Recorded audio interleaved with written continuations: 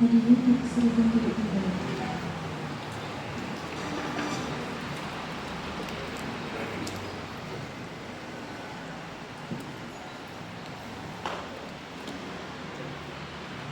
Bapak dan Ibu yang kami hormati, sedianya acara kami akan dibuka langsung oleh Bapak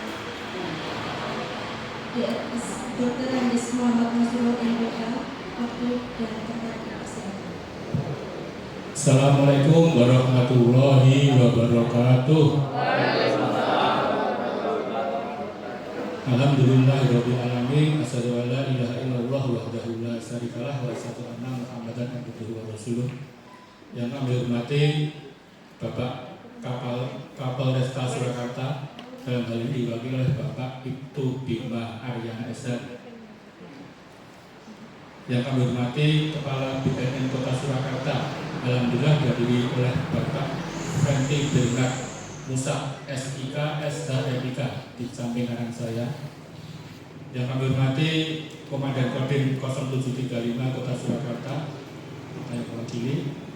Yang kami hormati Kepala Kesbangpol Kota Surakarta diwakili oleh Bapak Sutrisno.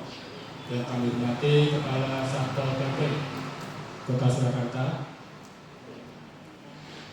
Yang kami hormati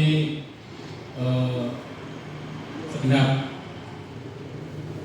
Bapak Ibu dari Kecamatan Pasar Kliwon, tokoh masyarakat di Pasar Kliwon, Bapak Lurah, teman-teman dan Limas, segenap tim P4GN, dan segenap hadirin yang tidak bisa kami sebutkan satu persatu. Di antaranya ada dari Puskesmas, kemudian dari Karang Taruna juga ada, kemudian dari bagian P4GN ada juga, dan dari FKPM ini forum perpolisian masyarakat, dari tokoh agama ini Pak dari Forsi Calon ada juga, dan Bapak Ibu yang tidak bisa kami sebutkan satu persatu. Pertama-tama marilah kita panjatkan syukur alhamdulillah kepada Allah Subhanahu wa taala yang telah memberikan rahmat dan hidayahnya kepada kita sekalian. Pada hari ini kita bisa berkumpul dalam acara koordinasi insek atau lintas sektoral. Kami mengambil tema sosialisasi P4GN, pencegahan dan pemberantasan penyalahgunaan dan peredaran gelap narkotika. Tim P4GN Kota Surakarta itu kemarin sudah menyurati kami dari Kesbangpol untuk membentuk tim P4GN Kecamatan Pasar Kliwon. Alhamdulillah sudah terbentuk dengan Ketua Pak Camat dan Sekretarisnya Pak Sekca. Sedangkan anggota-anggotanya adalah beberapa tokoh masyarakat yang ada di Kecamatan Pasar Kliwon. Dan untuk kegiatan pertama kali ini adalah sosialisasi P4GN ini. Yang kedua, kami menghaturkan permohonan maaf dari Bapak Camat yang pada pagi hari ini tidak bisa bersama pribadi, dan Bapak Sekcam juga tidak bisa hadir karena ada acara narasumber juga di Kelurahan Sangkrah. Bapak Camat diajak oleh Bapak Wali Kota untuk ke Cina untuk belajar mungkin tentang persampahan atau apa, karena Solo ini kan darurat sampah. TPS sudah ditutup untuk barang-barang yang organik. Kita mencari solusi bagaimana agar sampah itu bisa dikelola oleh masyarakat, dimanfaatkan oleh masyarakat. Selanjutnya acara ini menghadirkan beberapa stakeholder yang kami sebutkan satu persatu tadi, bertujuan untuk memberikan sosialisasi tentang dampak jelek penyalahgunaan narkotika dan obat terlarang, kemudian bisa mengidentifikasi di lingkungan kita masing-masing, dan selanjutnya memberikan aksi dalam arti penyuluhan maupun memberikan info-info yang berkaitan dengan narkotika dan obat terlarang ini kepada tim P4GN ataupun mungkin teman-teman yang lain. Tim P4GN itu kalau Bapak Ibu Perso, salah satunya adalah Limas Pak. Jadi Limas itu salah satu penjaga kita. Bapak Lurah juga tim. Kemudian tokoh-tokoh masyarakat di Pasuruan ada. Kalau ada informasi, saya yakin Bapak Ibu sekalian barangkali silakan atau takut atau berkewoh, nah, nanti bisa mohon informasi atau mohon tokoh-tokoh yang lain untuk nanti meneruskan. Karena permasalahan narkotika ini memang sangat pelik karena barangkali akan membongkar kita sendiri. Sebentar tadi kami diceritakan bahwa kalau keluarga kita terkena kan aib. Jadi kita mau ngomong itu bagaimana? Nah, ini mungkin dari BNN tekniknya untuk konsultasi, untuk rehabilitasi. Jangan sampai ke kriminal ya. Bisa diselesaikan di rumah. Sebenarnya menurut saya entah benar entah salah, korban narkotika dan kebetulan itu direhabilitasi semampunya dulu di tingkat keluarga. Kalau tidak bisa nanti baru kita minta bantuan ke atas. Pak Camat berharap pertemuan ini tidak hanya sampai di sini saja. Nanti tim P4GN Kecamatan Pasuruan bisa rapat lagi dengan Pak Camat. Yang kedua, Pak Camat kemarin juga tidak bisa lalu karena hujan deras dan banyak masyarakat. Tapi alhamdulillah bisa menutup, bisa foto. Jadi Pak Camat sangat mengharapkan pertemuan ini berlanjut karena ada beberapa hal di sini. Ada namanya keluhan bersinar. Bersinar itu bersih narkota itu di sini yang barusan Jesuran yang kemarin ditunjuk atau dijadikan keluhan bersinar. Mungkin nanti akan menyusul keluhan-keluhan lain. Dan bijaksana apabila kami panggil berkenan, wabillahi taufiq wal hidayah. Wassalamualaikum warahmatullahi wabarakatuh.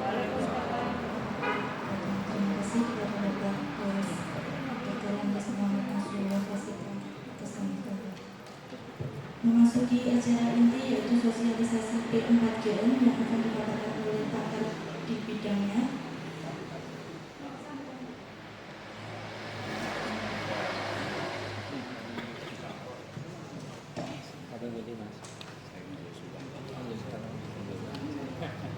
Selanjutnya, mohon untuk sambutan dari Kepala Kesbangga Kota Surakarta di Basir. Oke, terima kasih atas waktu yang diberikan saya. Sebelumnya akan saya ucapkan salam Pancasila. Setengah lagi. Salam Pancasila. Oke, itu merupakan program kami di Kesbangpol. Untuk setiap pertemuan kita mengucapkan salam Pancasila agar kita nasionalismenya terjaga.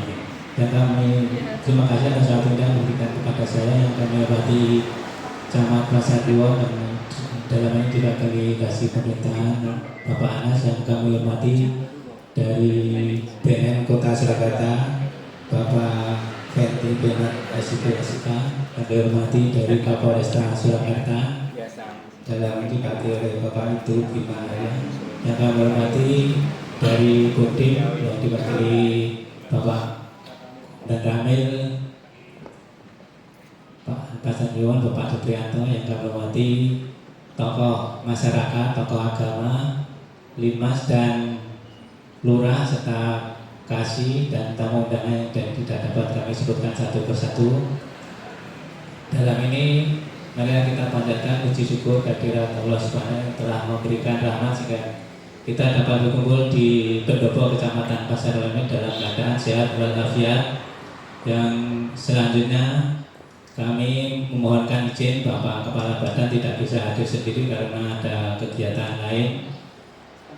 Selanjutnya kami atas nama Badan Kesatuan Bangsa dan Politik Kota Surakarta mengapresiasi pada kantor Kecamatan Pasuruan yang telah mengalokasikan anggaran untuk kegiatan rakor sektoral dan sosialisasi P4GN, di mana itu mendukung program dari Kesbangpol, yaitu salah satunya untuk membantu untuk memberantas narkoba dan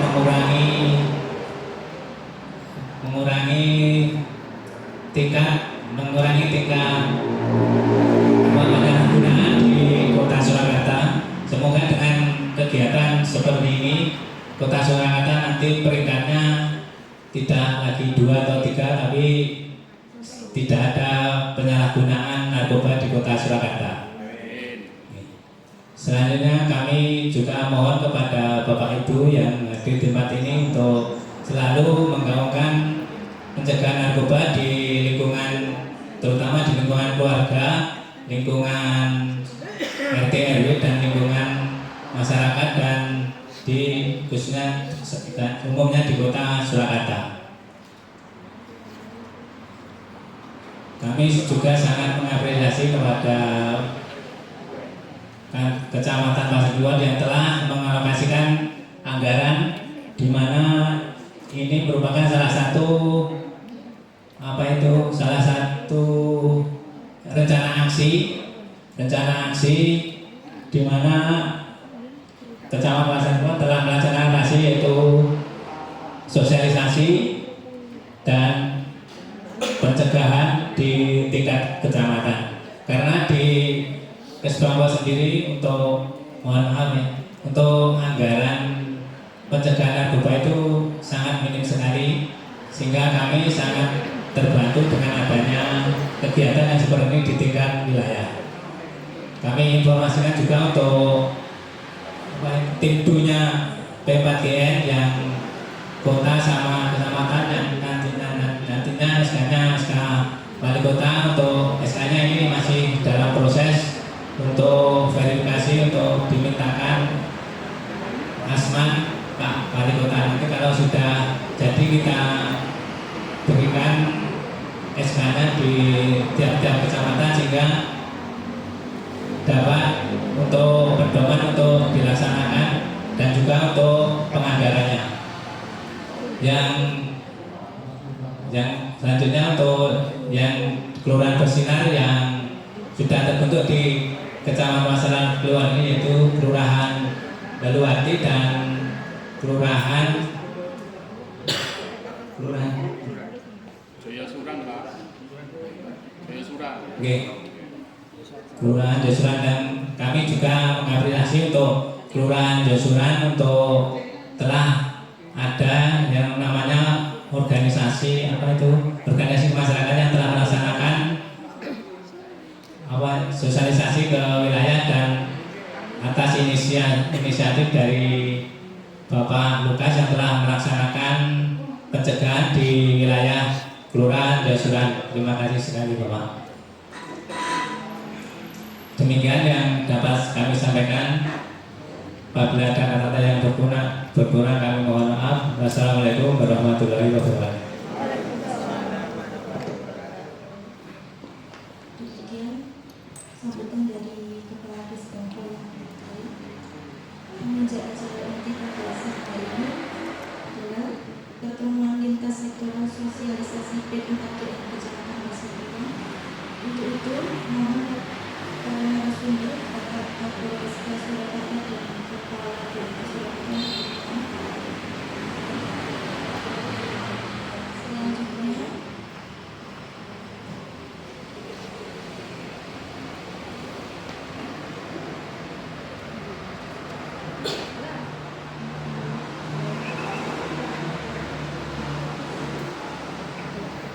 untuk materi pertama dari BNN Surakarta, Bapak Kapolres.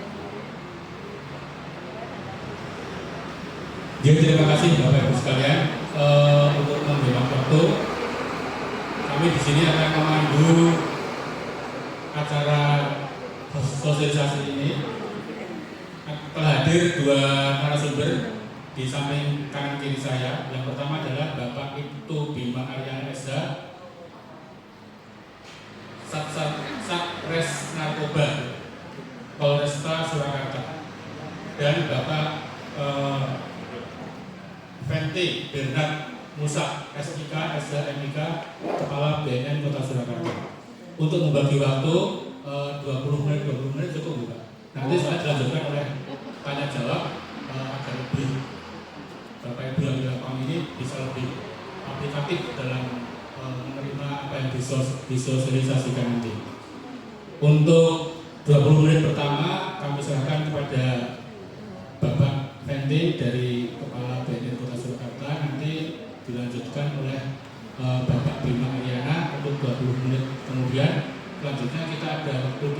sekitar 20 sampai 30 menit. Barangkali itu yang bisa kami sampaikan kepada beliau, Bapak Penti kami bersama. Assalamualaikum warahmatullahi wabarakatuh. Selamat siang, salam sejahtera bagi kita semua.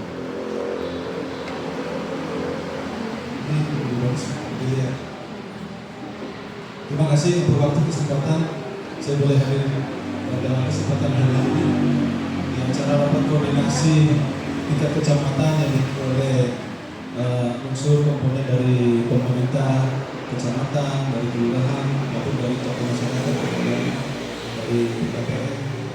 Ada juga rekan kami, mitra kami Pak Lukas dari Josuran, rekan PPN dari ibu-ibu, kakak dari kelurahan yang sudah hadir, puskesmas, Polres. Baik, saya langsung aja karena waktu kalau hanya 20 menit kalau untuk membahas sangat terbatas waktunya. Jadi saya singkat aja. Jadi kalau kita berbicara pertama narkoba, mungkin bapak-bapak sudah memahami apa itu narkoba, narkotika, psikotropika dan bahan adiktif lainnya. Ya, silakan Pak. Program pencegahan dan pemberantasan narkoba ini sudah langsung ada mandat dari Bapak Presiden dalam nawacita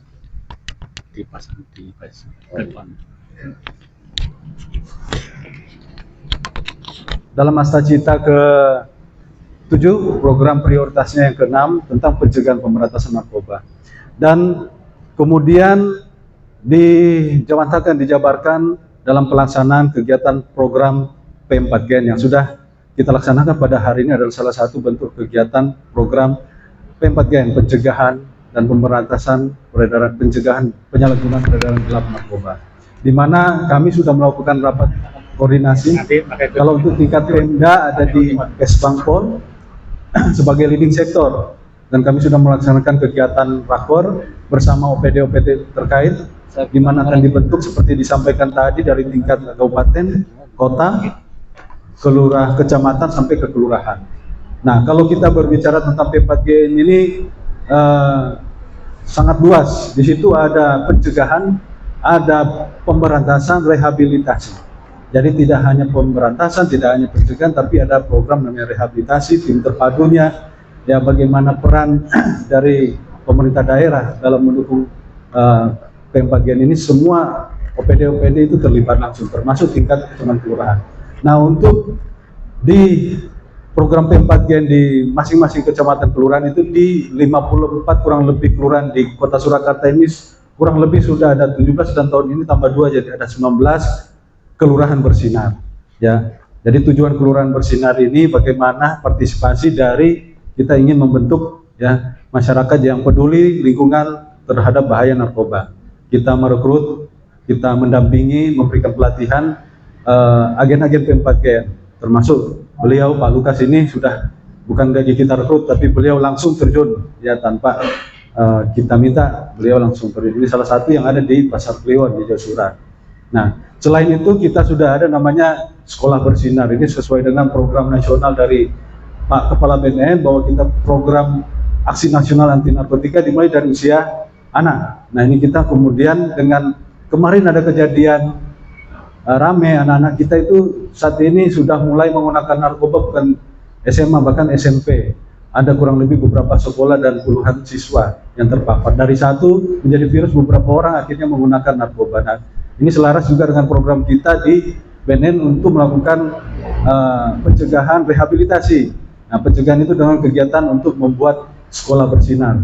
Bahkan hari ini sudah terbit surat edaran penetapan sekolah bersinar. Nah, karena kekurangan dari kita personil dan waktu, dan kita baru bisa melaksanakan di 6 sekolah bersinar itu, di 6 SLTP, 6 SD dan PAUD. Jadi program ini dimulai dari PAUD sampai ke SMP untuk tingkat dinas pendidikan kota, kabupaten. Nah, kalau mungkin tingkat SMA kita koordinasinya dengan Korwil.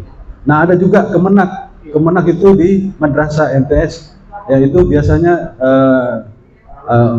untuk sekolah-sekolah itu ada pembagian.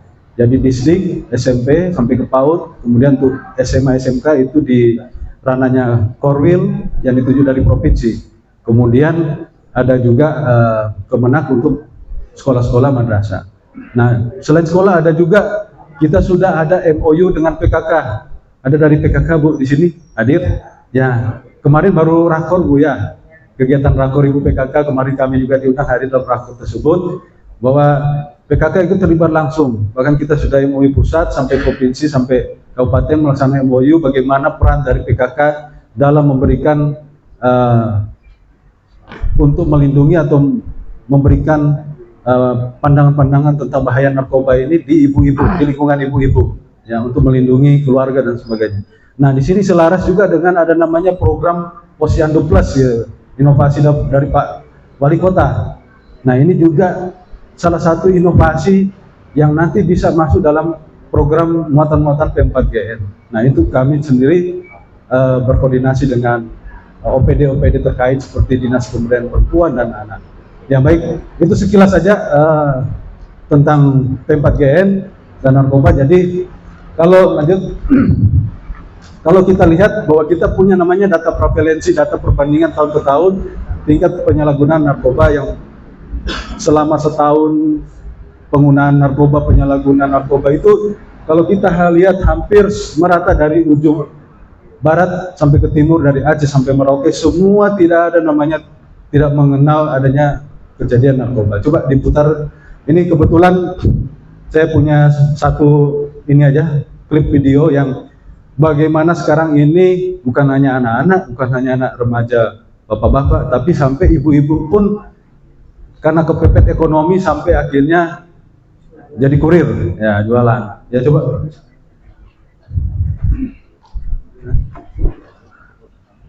Itu nenek itu. Ya ini saya ambil contoh. Jadi ini kejadian ibu-ibu menyelundupkan sabu di sendal jepit di Jawa Tengah. Saya ambil contoh, tapi sebenarnya ya. Dalam aksinya pelaku menyelundupkan sabu di dalam sandal wanita. 4 pasang sandal wanita inilah pelaku menyelundupkan 800 gram sabu lewat Bandara Ahmad Yani Semarang. Meski sempat lolos dari pemeriksaan X-ray, akhirnya petugas menangkap 2 pelaku yaitu Dedi dan Christian. Dedi ditangkap saat akan bertransaksi, sementara Christian yang berperan sebagai pengendali merupakan narapidana di lapas Pekalongan. Dalam pengungkapan ini, 2 wanita yang berperan sebagai kurir masih dalam pengejaran petugas. Modus ini saya pikir tergolong berat, ya, karena sendal yang dia gunakan ya diisi dengan sabu. Ya, ini tidak terdetek oleh metal detektor. Ya, jadi ini salah satu contoh. Tapi ini kejadian di Jawa Tengah saya ambil aja. Tapi ini terjadi di Kalimantan ada, ya, di wilayah Sumatera dan lain-lain. Bahkan sampai ke lapas-lapas. Jadi enggak keluarganya, enggak istrinya, ibu-ibu itu ya memasukkan narkoba, membawa narkoba itu sudah biasa zaman sekarang. Nah ini sampai sebegitunya kondisi kita. Lanjut. Ya coba kita buka data ini pengungkapan kasus. Ya.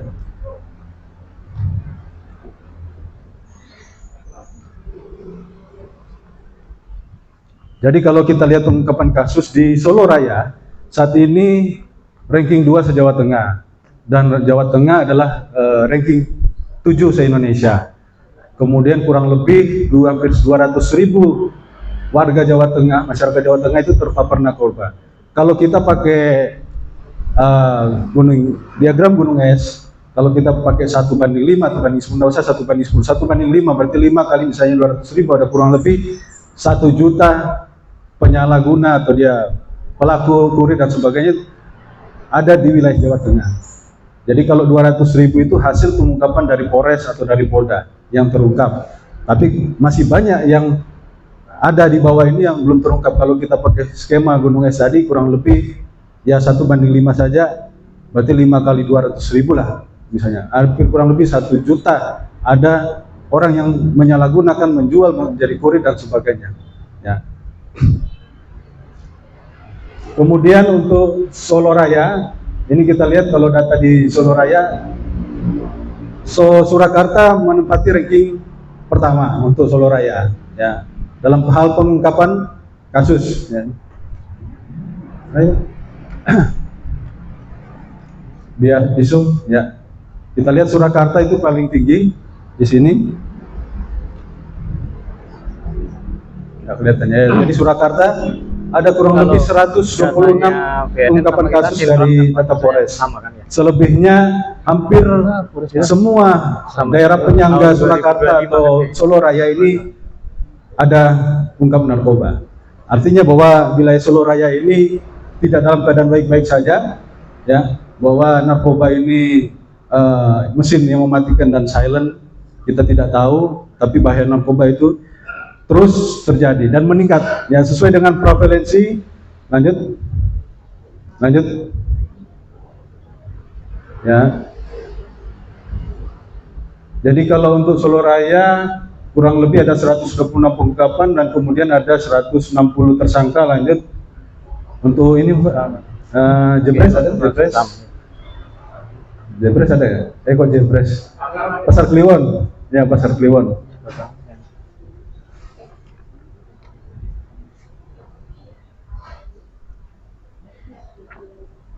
Pasar Kliwon.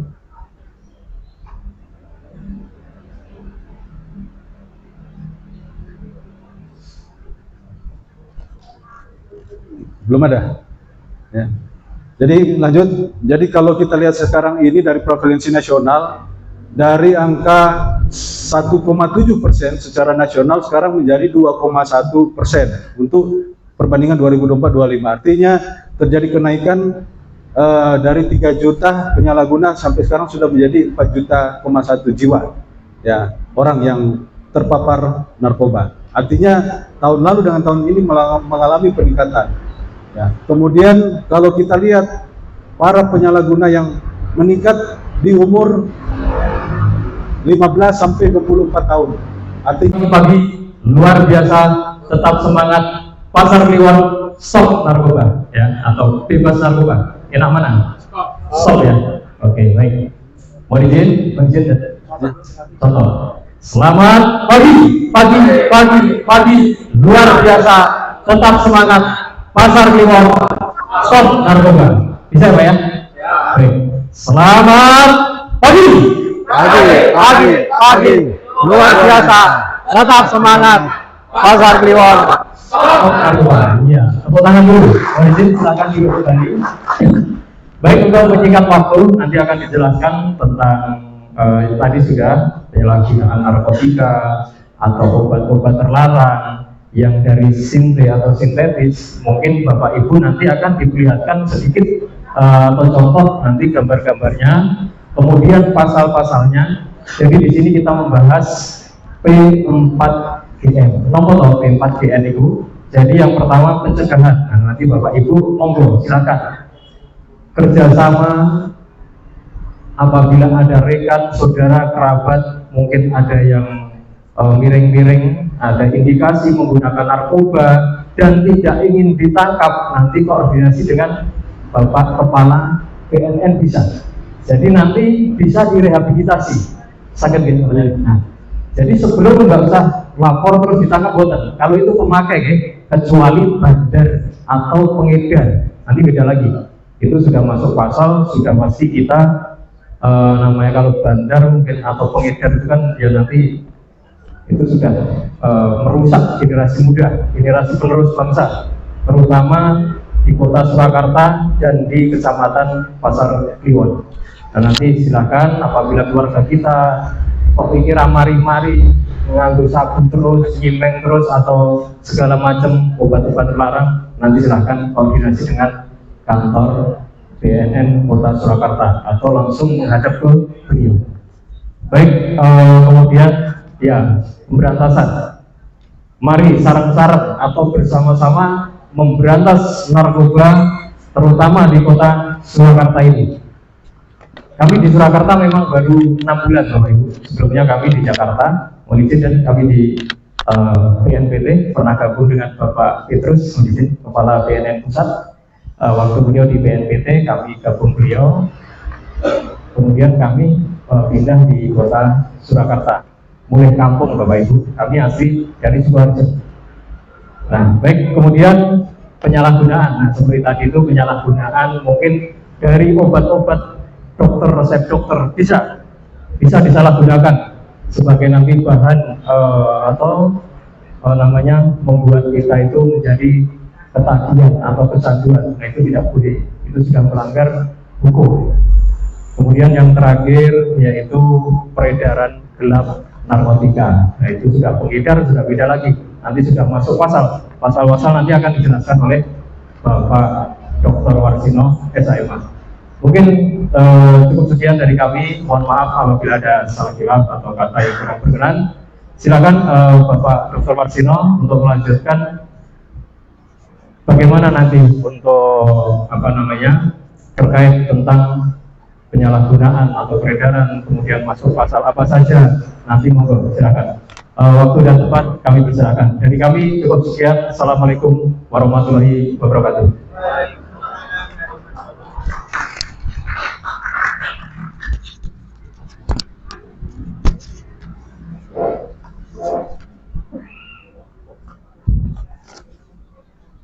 Mohon izin Komandan untuk paparannya. Bismillahirrahmanirrahim. Assalamualaikum warahmatullahi wabarakatuh. Puji syukur kehadirat Allah Subhanahu wa taala, Tuhan Yang Maha Esa. Pada pagi hari ini kita bisa berkumpul di Pendopo Kecamatan Sarkliwani sini dalam keadaan sehat, tidak ada kurang suatu apapun. Saya minta waktunya paling nggak sampai 20 menit. Saya minta 5 menit saja. Terkait kalau tadi yang disampaikan oleh KBNNK Surakarta tentang pencegahan penyalahgunaan narkoba, tetapi kalau saya kupas dari aspek hukumnya, dari aspek penegakan hukum. Dalam hal ini adalah terkait dengan fenomena yang sekarang baru muncul, yaitu undang-undang atau KUHP baru. Bagaimana implementasinya di lapangan nanti, karena saya sebagai tim pelaksana atau penyidik Satres Narkoba Polresta Surakarta yang menangani tentang pelaku tindak pidana narkotika. Kalau kita lihat ke latar belakang sebentar gitu Pak, tentang narkoba sudah didengungkan mulai dari tingkat internasional, yaitu dari United Nations Organization, dari PBB pun sudah digemborkan bahwa program jangka berkelanjutan, program pembangunan jangka berkelanjutan, atau istilah kerennya di PBB yaitu SDGs, yaitu Sustainable Development Goal, Sustainable Development Goal. Baterainya ganti. SDGs di situ ada learning point, yaitu butir ketiga. Butir ketiga itu menyebutkan fokus pada menjaga kesehatan dan kesejahteraan. Fokus pada menjaga kesehatan dan kesejahteraan. Nah, kesehatan di sini salah satunya adalah penanganan tindak pidana narkoba atau nafsa dan HIV/AIDS. Jadi kalau SDGs-nya Indonesia apa? Yang seperti yang disampaikan oleh KBNN tadi, yaitu Asacita pada poin ke-7 dan program prioritas pada poin ke-6, yaitu pemberantasan narkoba. Itu yang didengungkan oleh Bapak Presiden kita, Bapak Prabowo Subianto. Untuk itu rencana aksi yang akan kita mulai untuk mendirikan satgas atau organisasi tentang yang memerangi tentang penyalahgunaan narkoba, itu berarti kita sudah menjalankan program dunia dan program dalam spesifik khusus, yaitu program negara Indonesia yang dipimpin oleh Pak Prabowo Subianto. Kemudian lanjut. Kalau saya sering sosialisasi di SMA, di mahasiswa atau di kampus, kita sering kenapa kok narkoba sulit diberantas, karena ada supply dan demand tadi yang disampaikan Pak KBNK Kota Surakarta. Ada aspek lain, ada aspek geografis. Yang pertama karena kita bertempat di wilayah yang sangat strategis, banyak sekali jalur, kalau istilahnya jalur tikus, yang di situ tidak ada pengawasan yang ketat. Ada bandara, ada terminal, stasiun, kemudian ada pelabuhan dan lain sebagainya, yang dimana tidak ada pengawasan yang ketat. Itu yang pertama. Kenapa kok narkoba sulit diberantas? Karena letak geografis. Kemudian yang kedua, karena adanya oknum, karena adanya oknum lapas, oknum Polri, oknum lain dan sebagainya. Itu yang menyebabkan narkoba sulit diberantas. Saya bekerja di Satuan Narkoba mulai tahun 2006, Bapak-Bapak Ibu sekalian. Itu 1 bulan itu ungkap kasusnya itu 1 bulan itu cuma 1-2 kasus. Sekarang berapa? Sekarang itu 1 bulan 12 kasus. Sangat memprihatinkan. Sangat memprihatinkan. 2006 saya jadi penyidik menangani terus. Nah, sampai sekarang 1 bulan itu 12 kasus. Dulu 1 unit, sekarang jadi 4 unit. Sangat memprihatinkan. Bukan prestasi, tetapi sangat memprihatinkan. Nah, ini semua membutuhkan kerja sama atau saling bahu-membahu untuk memberantas narkoba. Maka dari itu pada timing atau acara pada siang hari ini sangat tepat sekali bahwa kita sudah bergerak, kita sudah berusaha untuk turut serta dalam penanganan pemberantasan peredaran gelap narkoba. Nah, payung hukumnya apa? Payung hukumnya kita lihat di pasal 104, 105, 106 Undang-Undang Nomor 35 Tahun 2009. Jadi nanti ketika kita beraction atau melakukan aksi di lapangan, kita menemukan atau orang yang patut diduga melakukan tindak pidana narkoba, kita bisa tahu payung hukum kita ketika kita melangkah. Oh, aku nggak melakukan ini, dasarku apa? Payung hukumku apa? Nah, itu adalah 104, 105, 106 Undang-Undang Nomor 35 Tahun 2009. Ya. Kemudian lanjut.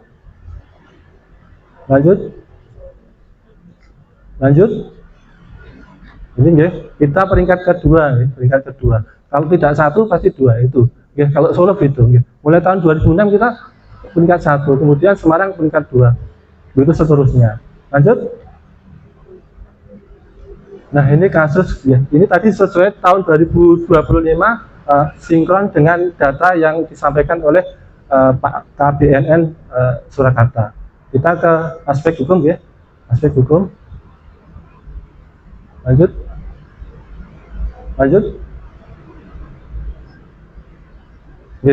Nah, ini dasar kita ya, Bapak-bapak, Ibu-ibu, ketika melakukan aktivitas atau action di lapangan terhadap suatu kejadian yang mungkin dianggap patut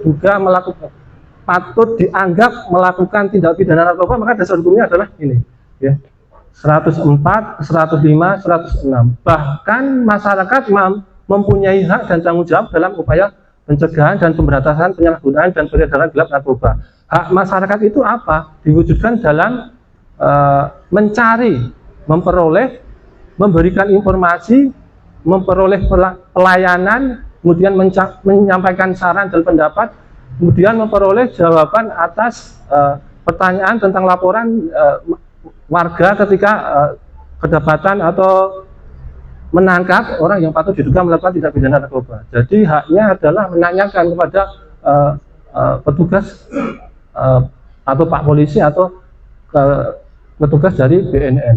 Jadi menanyakan sampai sejauh mana perkembangan laporan yang Bapak Ibu dapat di masyarakat. Lanjut. Masuk pasal 107. Ya. Lanjut.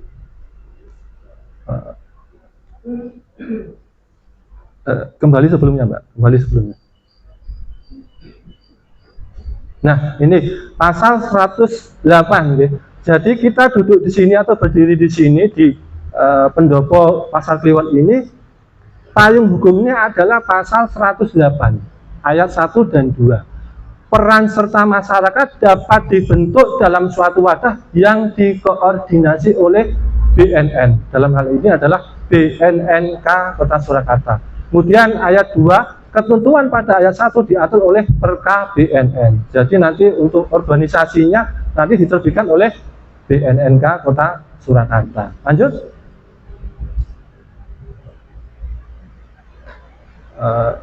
Mengapa pemakaian narkoba dilarang? Sebenarnya boleh nggak orang memakai narkoba? Boleh, boleh. Tetapi dalam tanda kutip dengan catatan atas dasar resep dokter, atas dasar resep dokter.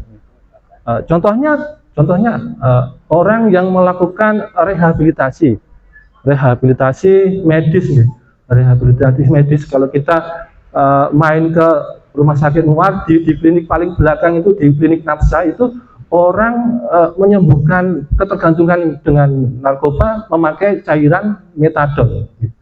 Cairan metadon. Jadi menyembuhkan narkoba dengan narkoba.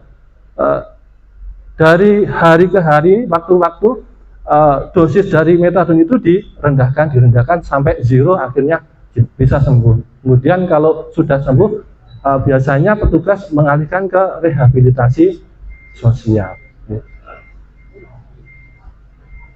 Kemudian yang contoh selanjutnya pasca kecelakaan, ketika orang kecelakaan dia diberikan obat anti nyeri yang di dalamnya ada kandungan narkobanya atau psikotropika. Kemudian pasca ibu melahirkan sesar, nah di situ ada obat anti nyeri yang di dalamnya ada kandungan narkobanya. Lanjut. Rehabilitasi medis dan sosial. Nah, ini dasarnya adalah pasal 53, pasal 54, pasal 55 Undang-Undang nomor 35 tahun 2009 tentang narkotika. Kemudian pasal 55 ya, orang tua atau wali dari pecandu narkotika yang belum cukup umur wajib dilaporkan yang ditunjuk pemerintah. Kemudian pecandu narkotika yang sudah cukup umur wajib melaporkan diri atau dilaporkan oleh keluarganya. Ya, instansi yang ditunjuk pemerintah. Dia lanjut. Nah, pasal 103. Jadi tidak dari pasal 55 tadi ya. Jadi walaupun itu dinaikkan menjadi suatu kasus atau diberkas kemudian disidangkan, hakim sendiri harus mengacu pada hasil asesmen yang diberikan atau dilakukan terhadap pelaku tindak pidana tersebut, yaitu pasal 103 hakim yang memeriksa perkara pecandu narkotika dapat memutuskan dan menetapkan menjadikan si pelaku tersebut untuk masuk ke rehabilitasi medis, bunyinya seperti itu. Kemudian pas masa yang menjalani pengobatan diperhitungkan sebagai masa menjalani hukuman. Jadi potong masa tahanan dalam pelaku tersebut dilaksanakan rehabilitasi. Kemudian pasal 127 jelas nih, mungkin bapak-bapak tidak asing lagi ini, bahwa setiap pengguna punya narkotika golongan 1, 2, dan 3 bagi diri sendiri dipidana paling lama 4, 2 sampai 1 tahun. Kemudian lanjut. Sebenarnya ada aturan tersendiri di Peraturan Pemerintah Nomor 25 Tahun 2011 tentang pelaksanaan wajib lapor pecandu narkoba, bahwa pecandu narkotika wajib melaporkan diri. Nah, dalam tanda kutip ini wajib melaporkan diri. Jadi ketika ada keluarga kita, kalau bisa jangan sampai ada keluarga kita atau masyarakat kita yang kita tahu bahwa dia melakukan penyalahgunaan narkoba bagi diri sendiri, maka sudah seyogyanya kita yang duduk di sini sebagai Satgas anti narkoba untuk melaporkan. Paling tidak kita ketemu dulu, tatap muka dulu untuk secara persuasif dulu. Jadi tidak serta-merta langsung kita laporkan, tapi secara mediasi atau kekeluargaan untuk mengarahkan ke melaporkan ke pihak yang berwajib tentang adanya pecandu narkoba. Kemudian lanjut. Nah, ini pasal 7 dan pasal 8 ini masih sama, bahwa narkotika itu hanya dapat digunakan untuk kepentingan pelayanan kesehatan. Seperti yang saya sampaikan tadi, untuk penyembuhan rehab, untuk masa pasca ibu lahir sesar, kemudian pasca kecelakaan, operasi patah tulang dan lain sebagainya, dan pengembangan ilmu pengetahuan. Kemudian pasal 8, narkotika golongan 1 dilarang digunakan untuk kepentingan pelayanan kesehatan dalam jumlah terbatas. Narkotika golongan 1 dapat digunakan untuk kepentingan pengembangan ilmu pengetahuan atau reagensia diagnostik serta reagensia laboratoris setelah mendapatkan persetujuan atau perizinan dari Menteri Kesehatan. Lanjut. Pasal 76 kita punya waktu agak longgar ya. Kita punya waktu agak longgar ketika kita melakukan penangkapan atau upaya paksa terhadap seseorang yang patut diduga melakukan tindak pidana narkoba, yaitu 3 kali 24 jam dan dapat diperpanjang 3 kali 24 jam jadi 6 hari. Tetapi kalau sudah cukup bukti 3 kali 24 jam kita ajukan ke BAP, ke berkas perkara atau kita perbal. Kemudian langsung lanjut. Pasal 111 ini masih sama belum ada perubahan. Jadi pasal atau unsur yang disangkakan atau dijerat yaitu ketika orang tanpa hak atau melawan hukum memelihara, memiliki, menyimpan, menguasai narkotika golongan 1 dalam bentuk tanaman. Kemarin pengalaman saya menangani kasus tanaman. Jadi orang itu ini sedikit cerita, orang itu 1 tahun yang lalu dia itu membeli ganja, kemudian ganja itu ada benihnya, ada benihnya, kemudian disebar di halamannya, akhirnya tumbuh. Nah, dalam 1 tahun itu tumbuh 47 cm. 47 cm. Ada tiga tanaman, 47, 27 sama 14 cm. Kita pidanakan, kita sangkakan pasal 111. Kemudian lanjut. Ancaman hukumannya dan dendanya masih sama, 800 juta, kemudian maksimal 8 miliar. Kemudian, nah ini yang terbaru, ancaman pidana ini pengganti pasal 112 Bapak Ibu sekalian. Jadi nanti ini jangan sampai saya nggak tahu aturannya Pak, jangan dihukum. Kalau nggak tahu jangan dihukum Pak, jangan begitu. Nanti ketika kita mengetahui orang atau setiap orang yang tanpa hak atau melawan hukum memiliki, menyimpan, menguasai atau menyediakan narkotika golongan 1 bukan tanaman, dipidana dengan pidana penjara paling singkat 4 tahun. Jadi turun ancaman hukumannya Bapak Ibu sekalian, dari 8 tahun menjadi 4 tahun. Saya ulangi, untuk dendanya dari 200 juta, yang awal mulanya 400 jadi 200 juta, kemudian 4 miliar jadi 2 miliar. Kalau ancaman hukumnya sama, paling singkat adalah 4 tahun, dan paling lama 12 tahun. Lanjut. Kemudian pasal 609 atau pasal 609 Undang-Undang RI nomor 1 tahun 2023 ayat 1 huruf B, setiap orang yang tanpa hak atau melawan hukum sama unsurnya ketika orang itu memiliki, menyimpan, menguasai atau menyediakan narkotika golongan 2 golongan 2 paling singkat ancamannya adalah 3 tahun dan paling lama adalah 10 tahun dan dendanya masih sama. Jadi ini merupakan kelonggaran atau kelonggaran bagi pelaku kalau mengetahui ancamannya turun, berarti kan kita mainnya agak gampang. Otomatis kan pelaku lebih suka, dan ini juga menguntungkan rekan-rekan kita yang ada di pengacara atau penasihat hukum. Dia lanjut.